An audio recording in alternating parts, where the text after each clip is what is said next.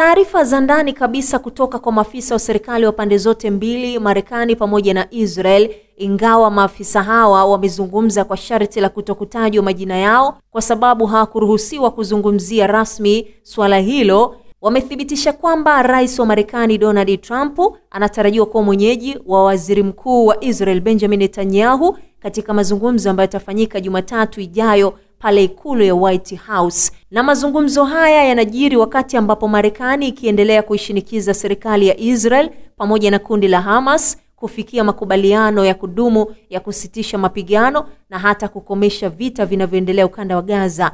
Si tu hapo, hii itakuwa ni mara ya 3 kwa Netanyahu kuzuru Washington tangu Trump arudi madarakani Januari mwaka huu. Sasa hili linafanyika katika kipindi nyeti kabisa ambacho Marekani imejiingiza moja kwa moja katika mzozo wa Mashariki ya Kati kwa kushambulia maeneo ya nyuklia ya Iran.